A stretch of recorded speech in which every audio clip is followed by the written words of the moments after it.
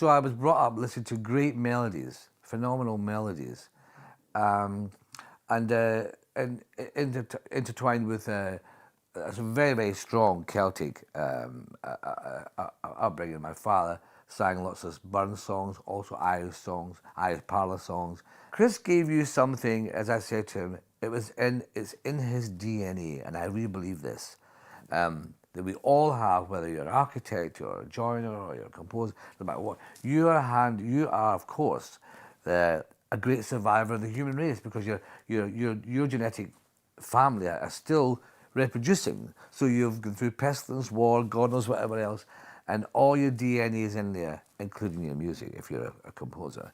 And when he plays that fiddle, you can give him a phrase, dam paya ram, and I feel that simple wee tune. I feel it right in my very soul.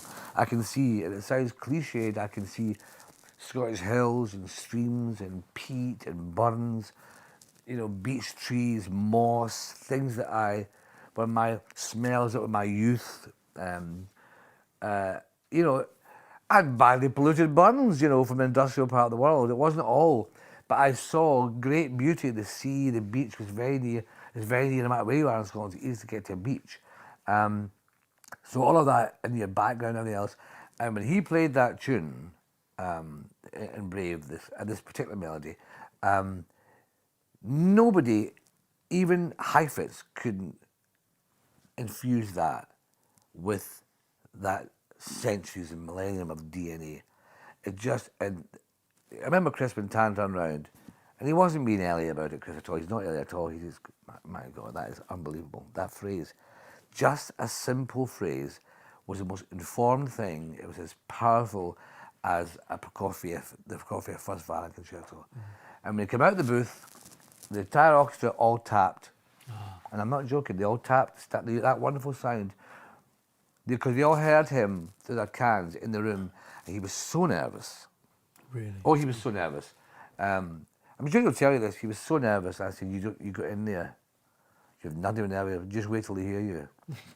And I remember Matthew, the flautist, and he played all the different various whistles, and a whole bank of them in different keys, because there's so many transpositions going on in the picture. That's what I do. Adjust them. Although a lot of it was in D or B flat for the bagpipes, etc.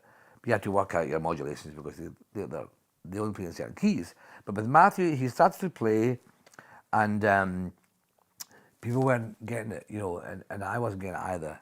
And he looks older than his years. So if he sees it, it doesn't matter if he says it. It's all a real compliment to him, and I will use him again.